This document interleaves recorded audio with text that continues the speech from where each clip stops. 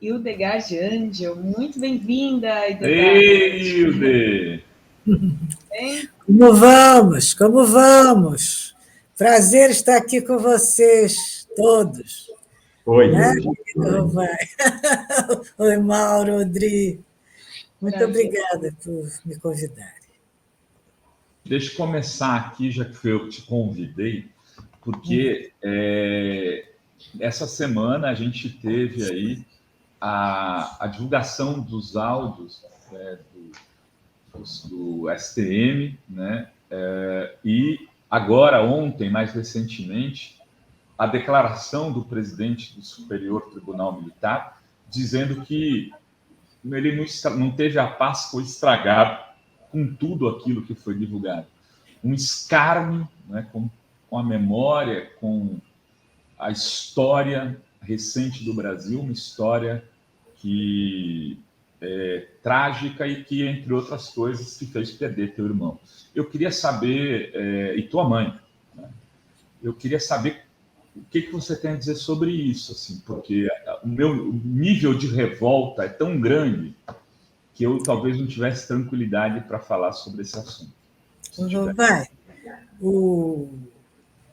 A minha mãe foi assassinada numa cilada pela ditadura, por um agente da ditadura, por ordem expressa e direta do gabinete do ditador Geisel, na véspera da Sexta-feira da Paixão. Então, nós, seguramente, desde então, não temos uma boa Páscoa. O meu irmão foi assassinado no mês de junho, e certamente em junho nós não vamos comemorar e não queremos o Dia dos Namorados. O general, ele foi pego de surpresa, ele e os demais militares de altas patentes que imaginavam que eles iam poder continuar fazendo o jogo da mentira eternamente. E eles não estavam preparados para a comparação dos fatos a partir de dados tão óbvios como esses áudios do STM. Para mim, eu, pessoalmente, Rovai, me surpreendo de ver muitos da imprensa hoje dizerem, enfim, está provado. Estava provado, sempre esteve provado. A maior prova eram as mortes. Por isso eles não entregavam os corpos, para manter a dúvida. Eles se sustentavam sobre a dúvida, porque desde então as cartilhas militares nunca mudaram o seu teor de que eles foram revolucionários, bravos e corajosos que combateram o comunismo no Brasil, quando não havia comunismo, havia nem mesmo ameaça de comunismo. Havia jovens idealistas, estudantes na maioria, que estavam assimilando o saber da história e também o saber, tomando consciência das diferenças sociais agudas no Brasil e que vinham bebendo nas águas da democracia. Se acostumaram a falar livremente, a serem libertos, e, de repente, eles foram capados, já que o termo está tão na moda com essa divulgação da compra daquele remédio contra a disfunção erétil, né? O Viagra, então, que foram capados no seu idealismo, no seu sentido de liberdade democrática, e reagiram, é natural. Reagiram com discursos, reagiram com movimentos, reagiram com passeata, mas nem isso podia. Eles foram obrigados a parar de estudar, foram expulsos da universidade. Quando não foram expulsos, se eles comparecessem, seriam presos. Tiveram que entrar na clandestinidade. A fina flor do Brasil, os jovens mais preparados, mais com o espírito cívico aflorado, os mais patriotas, os mais nacionalistas, eles foram obrigados a se esconder feito bichos em buracos. Meu irmão dormiu por muitos dias num barco, na garagem do Flamengo, onde ele foi, para cujo time ele deu dois campeonatos de remo, sendo um deles um campeonato muito importante, que era do 4º centenário da cidade do Rio de Janeiro, e ele era uma pessoa tão destemida e tão obstinada que ele, ao dar a última remada, porque ele era o voga do barco, ele que dava o ritmo, ao chegar à vitória, ele desmaiou de dor, porque ele tinha hérnia de disco, mas ele deu essa vitória ao seu clube. E ele foi valorizado por seus companheiros, seus atletas. Os seus companheiros deram a ele abrigo, deram a ele um abrigo clandestino quando ele era procurado com risco próprio.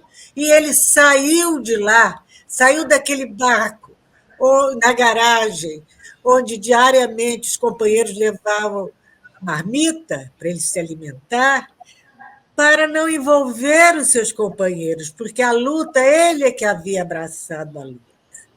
Então, ele saiu dali para não comprometê-los, porque senão seriam todos presos e mortos, porque isso foi o determinado. Havia sido votado por eles lá, por aquele clube de militares e de ditadores e de tiranos, o AI-5. Eles seriam todos mortos. E meu irmão, para agradecer a meu irmão tantos títulos, quanto o seu heroísmo em prol do Brasil, os atletas do Flamengo fizeram um monumento na beira da Lagoa Rodrigo de Freitas, um menhir, né, com a placa homenageando Stuart. Esse monumento foi inaugurado com grande alegria, aliás, com alguns ministros, na época o governo era do Lula, com alguns ministros, inclusive o Franklin Martins e outros companheiros do Stuart, lá daquela época do movimento estudantil, que tinham ascendido, então, a essas posições de expressão na vida brasileira. Houve lágrimas, houve discursos, houve grande repercussão. Além disso, quando o Márcio Braga presidia o Flamengo, ele fez uma calçada de estrelas na entrada do clube, e uma das estrelas do clube era o Stuart Ângelo. O que fez essa nova gestão bolsonarista do Flamengo? Demoliu o monumento e arrancou a estrela. Porque não basta a eles matar. Eu estou dando um exemplo que não é importante nesse contexto de horrores que eles têm praticado a cada dia. Mas eu estou colocando a vocês que, para eles que matam, torturam e querem apagar a história, eles querem apagar esses heróis vivos e mortos.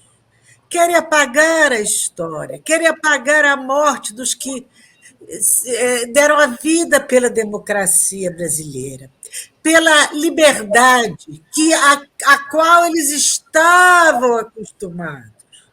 E eles sabiam, eles viveram o período do Index, em que livros eram queimados. Aliás, na data da morte do Stuart, o Vaticano aboliu o índex dos livros queimados.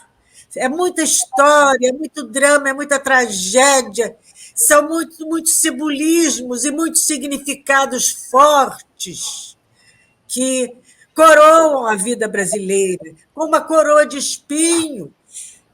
Como negar a paixão de Cristo e a paixão dos nossos heróis?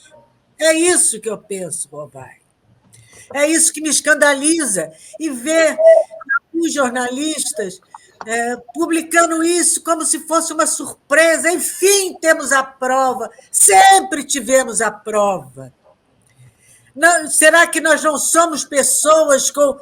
Será que as centenas, milhares de livros escritos a respeito pelos grandes historiadores, os maiores, os grandes advogados, os grandes juristas, os próprios envolvidos, as pessoas que foram martirizadas, nada disso valeu?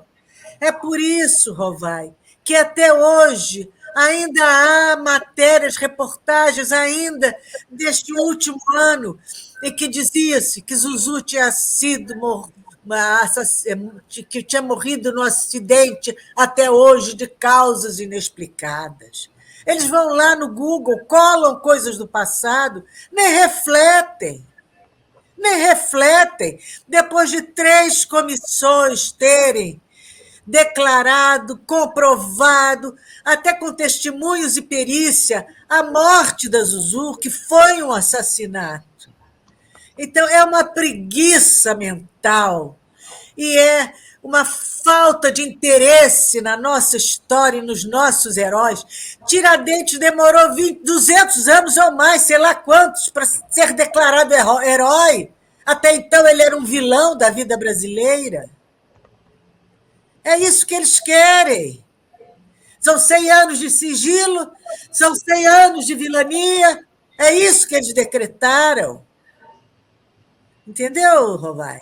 Essa é a minha revolta. E eu acho que eu sobrevivi, que eu estou viva, que eu dissimulei durante muito tempo, me calei, não falei para sobreviver. Eu não tinha consciência disso e hoje eu tenho.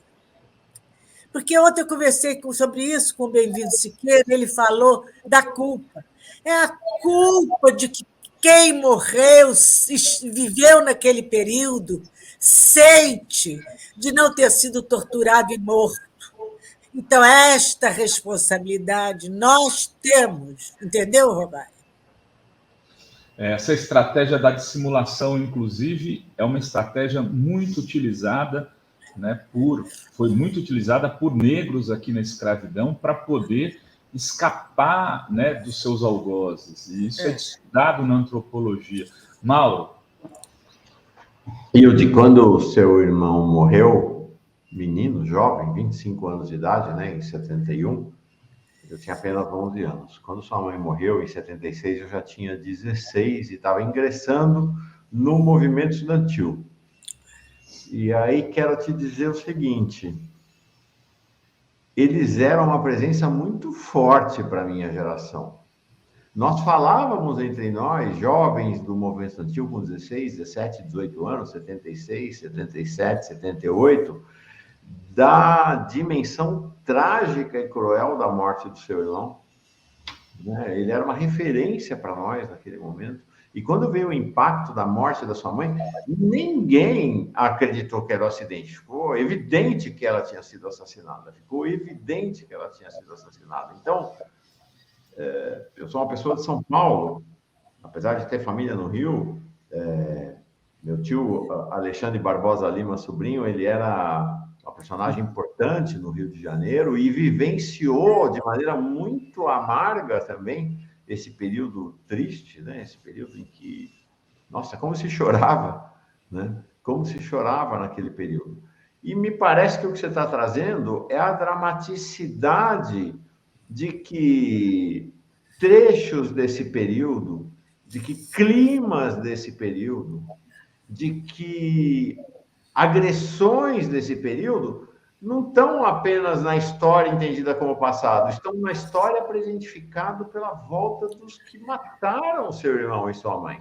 São eles que estão no poder, né? Eles estão no poder. Quem matou sua mãe, quem matou seu irmão, está no poder no governo Bolsonaro. Isso é dramático. Quando a gente imaginou que isso era uma página absolutamente virada na nossa história. Este gesto da direção bolsonarista do Flamengo de arrancar as homenagens do seu irmão, ao seu irmão, não dizem respeito ao passado, dizem respeito ao presente. Eu sei disso. Dizem respeito ao presente. É a disputa da história do país que está em jogo. E a história é o passado presentificado. Então, quero te dizer assim, eu não conheci nem tua mãe, nem teu irmão, e tenho a honra de te conhecer. Mas eles são como se fossem da minha família, né? Eu tenho enorme afeto, solidariedade, e para mim eles são uma referência de vida. Acho que para muita gente nesse país. Obrigada, Mauro. Muito obrigada. Olha só, tem vários comentários aqui, eu queria passar aqui uma rodada da galera que está acompanhando aqui ao vivo. A Bel Correia diz, as comissões da verdade, com tantos depoimentos, né, que agora vem os áudios dizer que comprovam, basta, né, os depoimentos das comissões da verdade. Tem também aqui o Ea Rocha, dizendo, qualquer pessoa viva que tem sentimentos e alguma humanidade não tem como não chorar ou sofrer junto com a Hilde ou parentes de quem sofreu esses horrores de um período que não pode ser esquecido. Tem aqui também a Paulo Marques, desculpa. Hilde, sua luta inspira a todos nós. Jamais esquecerei os crimes cometidos durante a ditadura para que não se repitam. E aí eu tenho uma pergunta que é assim, apesar de todos, né, de toda a luta das comissões das verdades, né, de tudo, o Bolsonaro, em que ele vota em 2016, homenageou o Ustra, torturador, né, e aí se deu todos esses horrores aí, com o Bolsonaro sendo eleito e os militares, né, aí no poder, fazendo homenagens no 31 de março. Eu queria perguntar, Hilde, onde você acha que o campo progressista errou, ou o que a sociedade errou para que a gente veja essas pessoas no poder hoje? O campo progressista errou quando teve medo, quando quis conciliar com os militares, porque o poder era do campo progressista. Não havia por que o campo progressista não ter... Desculpe, eu queria uma água, tá, Anselmo? Eu estou com uma sede. Não havia como o campo progressista... Ele teria que ter esclarecido, colocado os pontos nos is. Eu não falo em vingança. Porque a vingança não traz de volta os seus entes queridos, mas no exemplo tem que haver punições exemplares, tipo caçar as homenagens, caçar os títulos, caçar as pensões, caçar as condecorações. Tem que se colocar a verdade em seu devido lugar, porque eu acho que, já que o nosso temperamento, dizem, porque agora nós estamos vendo que não é meigo, é brando, e que nós não somos de vingança nem de violência, e agora a gente vê que isso não é verdade, com a ferocidade de Bolsonaro e da sua tribo. Quer dizer, esse discurso é só para nós, os mansos, as ovelhas. Então, eu acho que os governos tiveram possibilidade de ver e de assumir isso de uma maneira assim, não no último momento, do segundo tempo do último governo, entendeu?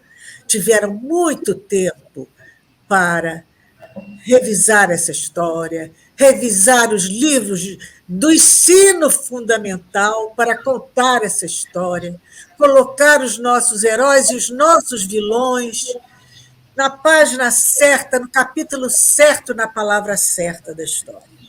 Eu acho que isso não foi feito e foi um grande erro. Por isso fizeram mensalão, tentando acabar, desmoralizar as figuras históricas do PT. Por isso fizeram o golpe de 2016.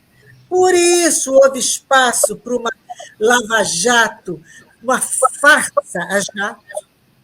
Por isso, porque nós não fomos grandes, nós não fomos dignos, nós não fomos justos e éticos. É isso que eu acho. Porque é importante conciliar, temos que ver essa reforma política, essa estrutura institucional do Brasil, que quem é eleito tem que conceder todo o tempo. Ninguém elege ditador, mas você elege um programa de governo. Você elege princípios de governo, princípios de governantes, a história desse governante. Então, nós perdemos grandes oportunidades. Fernando Henrique foi o primeiro, temos que reconhecer, que fez a Comissão dos Desaparecidos. Ele fez essa comissão. Mas ainda uma comissão branda que envolvia militares da ditadura, que obstaculavam várias, como se os pesos fossem iguais. E nós sabíamos que os pesos eram diferentes. É isso aí, sabe? E agora soubemos, verbalizado pelo próprio Bolsonaro, que aquele segredo, que seu discurso de posse e agradecimento ao ministro Vilas Boas, de que jamais revelaria, esse segredo ficará entre nós, mas ele é um boquiroto, não consegue, nesse caso, para nossa sorte, ele verbalizou que o Vilas Boas é quem atuou para o Lula ser preso, né? O Lula não poder se candidatar, ou melhor. Né? Então, e a gente viu, né? Isso tudo eram rumores, boatos, agora é história, é dito, é confirmado pelo Bolsonaro. Agora, estamos aí, temos a verdade, então, para os maus entendedores, a verdade está escancarada, não há como dizer que coisa diferente. Por isso, o presidente do Superior Tribunal Militar saiu-se tão mal, porque eles não foram treinados para a verdade. Eles são pessoas disciplinadas, treinadas, estavam treinadas para a mentira. Aliás, outro dia eu li que a única democracia no mundo em que existe um judiciário especial, um judiciário para que os militares têm um judiciário personal, um judiciário para chamar de seu, é no Brasil. Nas outras democracias não existe. Quer dizer, o judiciário militar julga com a cabeça militar, com a lógica militar, com a razão militar e com a verdade militar. E, na verdade militar, violência não é crime. Tortura não é crime. Já que eles estão todos envolvidos nesse grande complô do silêncio, do sigilo de quantos anos? Minha mãe morreu em 76, meu irmão em 71, minha cunhada, eu tenho a impressão que foi 75. E tudo isso em sigilo. Em sigilo. Proibido falar, proibido. Quando nós fomos embalados por é proibido proibir. É isso aí, queridos. Muito bem, Hilde. Eu queria fazer uma pergunta final aí para você sobre essa notícia que circulou hoje, de que o Lula teria colocado Nelson Jobim para conversar com generais sobre se eles autorizariam a posse dele. Conhecendo o Lula, e você conhece também, eu duvido que ele tenha nomeado quem quer que seja para perguntar se o autorizariam a posse. Agora, é possível que ele tenha colocado o Jobim para abrir pontes entre os militares.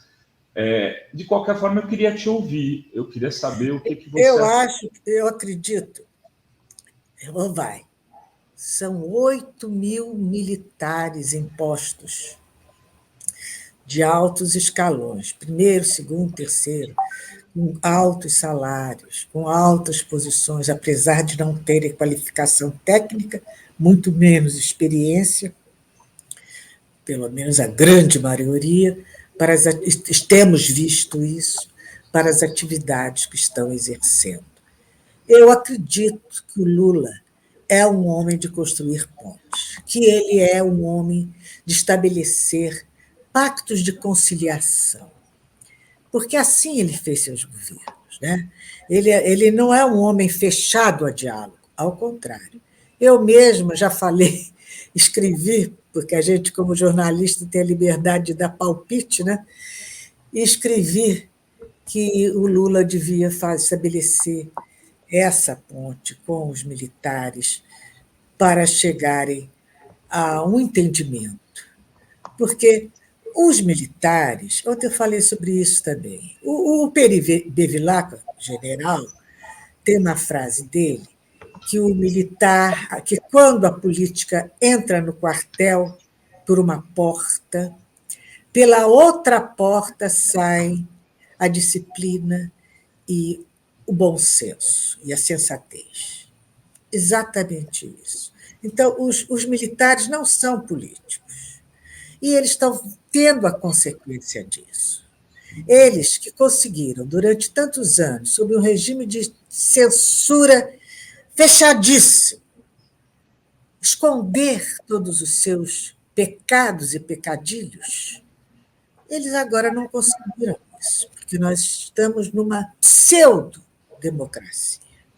Então, e com a internet. Então, como eles não conseguiram isso, eles mergulharam num poço sem fundo, porque toda digamos, a dignidade que eles conseguiram manter, porque se afastaram voluntariamente, e havia a lei da anistia, tudo isso foi destruído, ficou só o ruim, destruído pelo governo brasileiro. Então, eles também têm que pensar nas suas instituições. Porque hoje se fala abertamente que não há necessidade de forças armadas, que deviam ser voltados para causas humanitárias, e não porque não há guerra. Então, é um debate que não lhes interessa. Não é? Então, eu acho que o Lula tem toda a perspicácia e tem a sensatez de estabelecer um diálogo, porque as Forças Armadas são muito importantes. Historicamente, as Forças Armadas sempre detiveram a última palavra, o poder. Quantas vezes dissemos que as Forças Armadas não vão fazer nada contra o Bolsonaro? Nós estamos acostumados com isso. Se até o STF não consegue, as Forças Armadas, porque nós nos acostumamos por isso. São vários, não são 3 ou 4, são vários momentos brasileiros de golpes, e todos protagonizados pelos militares. Né? Então, eu acho que há os grandes golpes, os médios golpes, os golpes que ficaram debaixo do pano, mas houve golpe. Há um livro muito bom do professor Lincoln Pena, sobre que ele faz assim, um relatório completo, muito bem feito, dos golpes no Brasil. Então, é isso, sabe? Eu acho que os militares, por uma questão até de sobrevivência das Forças Armadas, há neles também, acredito que haja, o interesse em estabelecer esse diálogo, porque há militares democratas, eu conheço militares democratas, mas eles ficam empanados pelas trapalhadas, vamos chamar assim, dos militares não democratas. Que, a maioria das vezes, a maior parte deles, agora no governo do Bolsonaro, estão aposentados, que querem voltar a sentir, como bem disse o Mauro, o gosto daquele poder. Eles foram os nossos torturadores, ou os nossos algozes, eles foram o lobo mau da história. E agora voltaram como Chapeuzinho Vermelho. Chapeuzinho verde-oliva. Mas é isso. Eu acho que há um interesse recíproco de estabelecer essa ponte de haver um diálogo em alto nível, para que os militares saiam desse governo, não pela porta de trás, como diz o Bevilacqua, mas pela porta da frente, e com alguma da sua nobreza recuperada, da sua dignidade, e que possamos ver e reconhecer e reparar vários pontos que não foram mexidos, várias feridas que não cicatrizaram da nossa história.